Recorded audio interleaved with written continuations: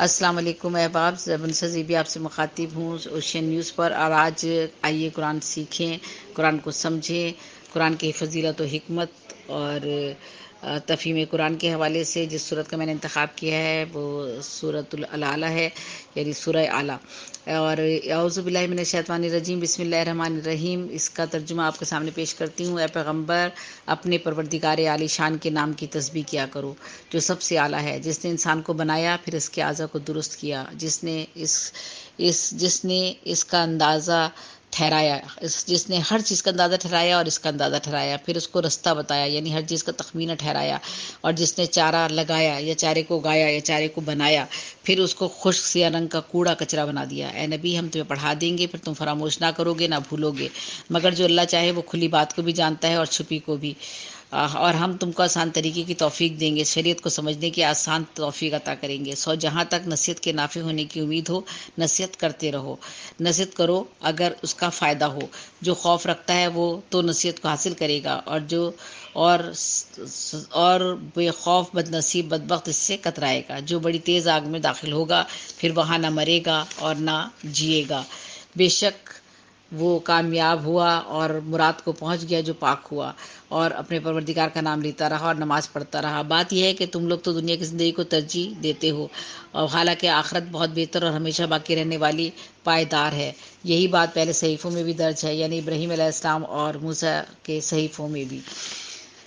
تو یہ سورہ اعلیٰ کے بارے میں نے آپ سے بات کی، اور اعلیٰ کا مطلب اعلیٰ، بلند، برتر، افضل۔ کل آیات اس میں 19 ہیں۔ مکی صورت ہے۔ ترتیب کتابت کے حساب سے صورت نمبر 87 ہے، 30ویں پارے میں شامل ہے۔ ترتیب نزول 8 ہیں، الفاظ 72 ہیں، حروف اس کے 296 ہیں۔ اس صورت کا نام پہلی آیت میں ہی مذکور ہے، اور یعنی برتر، افضل، اعلیٰ، بلند۔ تفسیر اور متن کے حساب سے خلاصہ اور احکامات اس میں جو بیان کیے گئے ہیں وہ یہ ہے کہ اے رسول، اپنے رب کی تسبیح کرو، یعنی اللہ، اس میں اب اللہ خدا کو ہر قسم کے نقص اور عیب سے پاک قرار دو، اور اس میں خدا کو اور اللہ کے اسم کی طرف عاجزی، جہالت، ظلم اور جبر کی نسبت نہ دو۔ اللہ کے ساتھ کسی دوسرے کو خلق کے رزق،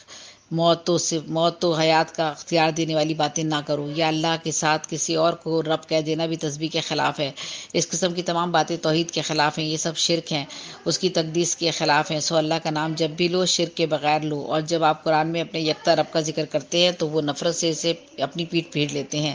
جسے آپ نے اپنا سب تسلیم کیا، اسی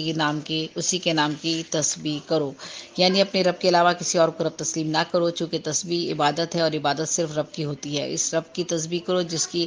بلندی، وصف و بیان حد سے بڑھ کر ہے۔ لفظ سب سے بلند کہنا بھی درست نہیں، جس طرح اللہ اکبر میں سب سے بڑا کہنا درست نہیں، بلکہ یہ کہنا کہ اللہ سب سے بڑا ہے غلط ہے۔ یوں کہا جائے کہ اللہ بزرگ و برتر ہے۔ سب سے بڑا کے معنی یہ بنتے ہیں کہ ہم اللہ کا موازنہ دیگر مخلوقات سے کر رہے ہیں جو سراسر تقدیس و تسبیح کے منافی ہے۔ اللہ نے ہر شے کی تخلیق کے ساتھ توازن و تناسب قائم کیا ہے۔ اس کائنات میں کوئی شے کسی شے سے متصادم نہیں ہے۔ یہ کائنات اپنے حسن و جمال میں ایسی شکل میں ہے کہ اس سے بہتر اور قابل ہونے کا تصور نہیں، جیسے فرمایا گیا ہے کہ جس نے ہر اس چیز کو جو اس نے بنائی بہترین بنایا۔ چنانچہ انسان، حیوانات، نباتات، اجرام، کل کائنات اور اسی تناسب اور توازن پر قائم ہے کہ عناصر کے توازن کے بغیر کوئی پودا نہیں اگ سکتا، خلیوں کی باہمی ہم آہنگی کے بغیر کوئی مخلوق وجود میں نہیں آ سکتی۔ چنانچہ توازن بحسب زمان و خلقت کے ساتھ اور خلقت کے بعد بھی ہے۔ اللہ بلحاظ رتبہ خلقت پہلے اور توازن بعد میں ہے۔ آگے کہا گیا کہ اس رب کی تسبیح کرو جس نے تقدیر سازی کی، صرف تخلیقی نہیں بلکہ اس کے ساتھ اس کے لیے منصوبہ بندی کی، اور ہر مخلوق کی حدود اور قیود کا تعین کیا، اس کی ذات و صفات اور افعال کے لیے قانون اور دستور وضع کیے جس سے تجاوز کرنا ممکن نہ ہو۔ ہر مخلوق کے لیے آئندہ کی منصوبہ بندی کے ساتھ اس میں آئندہ اپنی زندگی قائم رکھنے کے اصول و ضوابط اور لوازم کے حصول کی ہدایت بھی ودیت فرمائی، اور عبودیت و بندگی کے تقاضے بھی اس کی طبیعت میں ودیت فرمائے۔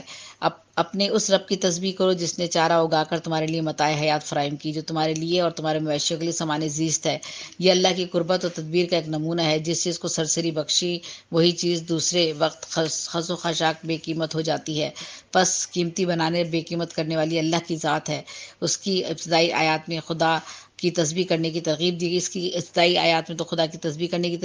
ترغیب دی گئی ہے، جس کے بعد خدا کے 7 صفات کا ذکر کیا گیا ہے. آگے چل کے مومنوں کو خدا کے سامنے جو ہے وہ پرہیزگار، نیک، نرم دل، اور کافروں کو شکی، سنگ دل اور قرار دیا گیا ہے. اور شقاوت کے یعنی جو لوگ شقے سے مراد ہیں، شقاوت، سنگ دلی، بے رحمی، اور نرم سعادت مندی، نرم اور خاشع سے مراد ہے پرہیزگار، نیک، نرم دل اور سعادت مند. تو اس طرح اللہ تعالیٰ نے اپنی مخلوق کو جو ہے وہ تخلیق کیا ہے اور اس کے اندر یہ صفات رکھی ہیں. تو ان صفات کا تذکرہ کیا گیا ہے اور شقاوت کے عوامل کا تذکرہ اور اشارہ دیا گیا ہے. اس صورت کے پہلے حصے میں حضور کی ذات سے متعلق گفتگو ہوتی ہے اور آپ کو اللہ کی تسبیح اور اپنی رسالت کے ادا کرنے کا حکم دیا جا رہا ہے. اس کے مضامین میں یہ نکات شامل ہیں: توحید کے بیان میں پیغمبر کی ذمہ داری، یعنی پہلی ذمہ داری عظیم خدا کی تسبیح ہے. دوسری، حق طلبوں کو توحید کی دعوت ہے. دعوت توحید میں حقانیت، پیغمبر کی دلیل، خدا پرستوں کی ہدایت، انبیاء کی کتب میں توحید کی گواہی. رب کریم نے پیغمبر اکرم کو یہ اطمینان دے رہے ہیں کہ وہ آیت الہی کو فراموش ہونے کا غم نہ کھائیں، کیونکہ جس نے نازل فرمایا ہے وہ خود نگہبان ہے اور اس کی حفاظت کرنے والا بھی وہ خود ہی ہے. اور اس صورت میں اللہ نے حضور کو ایک ایسی قدرت عطا کی ہے کہ آپ قرآن کو بغیر کسی تحریف اور کمی بیشی کے بالکل اس طرح پڑھ سکتے تھے جس طرح اسے نازل کیا گیا. خدا کے لیے آشکار اور چھپا ہوا دونوں ایک ہیں، اور یہ آیت علم خدا کو ثابت کرتی ہے. اور اس کی فضیلت کے بارے میں اور تلاوت کے حوالے سے یہ تفسیر مجموع البیان میں پیغمبر اکرم سے منقول ہے کہ جو شخص سورہ اعلیٰ کی تلاوت کرے گا، اللہ تعالیٰ حضرت ابراہیم، حضرت موسیٰ، حضرت محمد پر نازل ہونے والے ہر حرف کے بدلے میں اسے 10 نیکیاں عطا کرے گا. ایک اور جگہ آیا کہ حضور اس صورت کو بہت زیادہ دوست رکھتے تھے. امام صادق سے بھی نقل ہے کہ جو شخص اس صورت اپنے واجب و مستحب نمازوں میں پڑھے گا، قیامت کے دن اس سے کہا جائے گا کہ بہشت کے جس دروازے سے چاہو داخل ہو جاؤ. دیکھیں آج یہ سورہ اعلیٰ جو ہے یہ میں نے آج آپ کے سامنے پیش کی ہے، اور اس صورت میں کس طرح سے بتایا گیا ہے کہ اللہ تعالیٰ کی قدرت، اللہ تعالیٰ کی بڑائی، اس کی بزرگی، اس کی برتری، اس کا ذکر کیا گیا ہے. اللہ تعالیٰ جو ہے وہ ہر طرح کے علم سے واقف ہے، اور اس رب کریم نے جو ہے جو بھی اس کا نام لیتا ہے، اپنے پروردگار کا نام لیتا ہے، نماز پڑھتا ہے، دنیا کی زندگی پر جو ہے وہ اپنی پاک باز زندگی کو ترجیح دیتا ہے، دنیاوی زندگی سے جو ہے وہ دنیا کی زندگی پر اپنی دینی زندگی کو ترجیح دیتا ہے، دنیا میں کھو نہیں جاتا ہے، دنیا کی آسائشوں میں اگر رہ کر اللہ کی ذات کو جو ہے وہ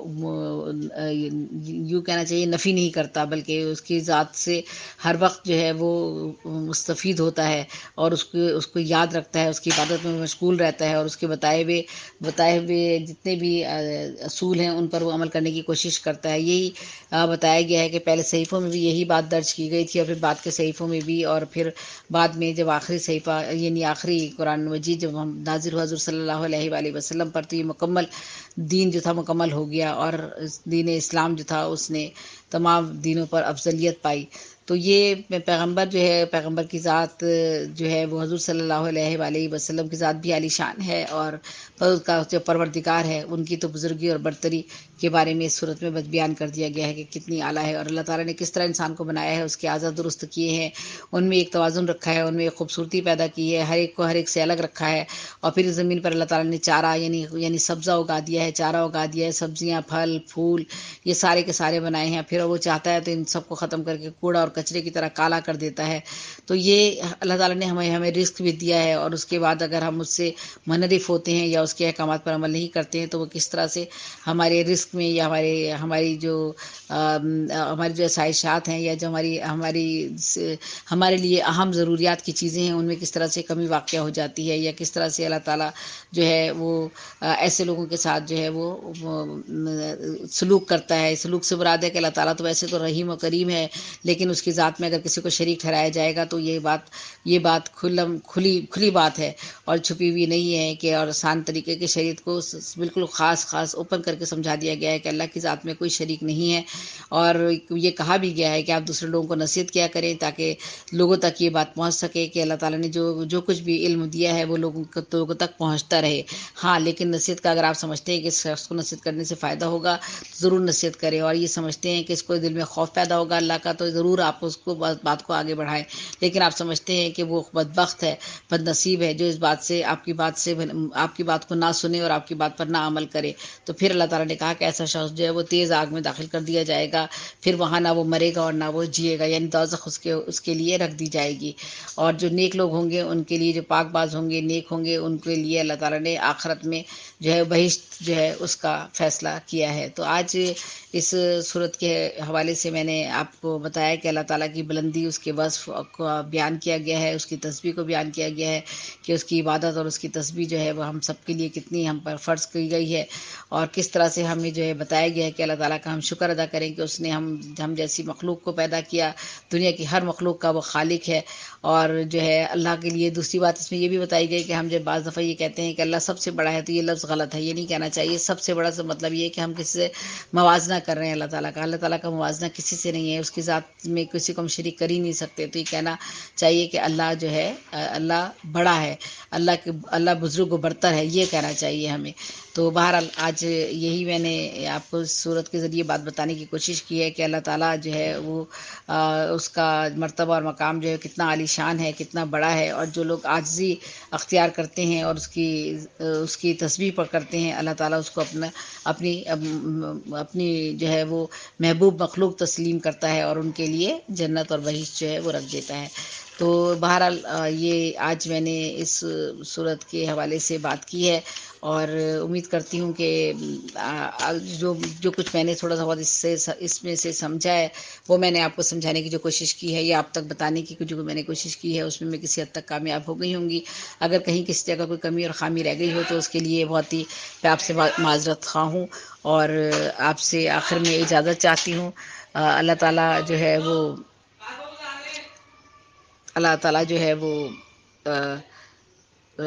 آخر میں آپ سے اجازت چاہوں گی۔ اوشین نیوز پر میں آپ سے مخاطب تھی،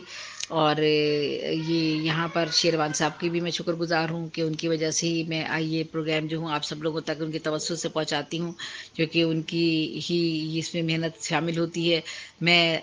تو تھوڑی سی جو میری کاوش ہے اس کو وہ سراہتے ہیں اور آپ لوگوں تک یہ بات پہنچتی ہے میری، تو بہت بہت شکریہ۔ اللہ حافظ، اللہ نگہبان، جب ان سزے کو اجازت دیجیے۔ اللہ تعالیٰ ہم سب کو حفظ و امان میں رکھے۔ پاکستان میں سیلاب آیا ہوا ہے، اس کے لیے دل سے دعا کیجیے، اپنے گناہوں کی معافی مانگیے کہ لوگوں کا دل نہ دکھائیے، اور اللہ تعالیٰ سے ہم جس طرح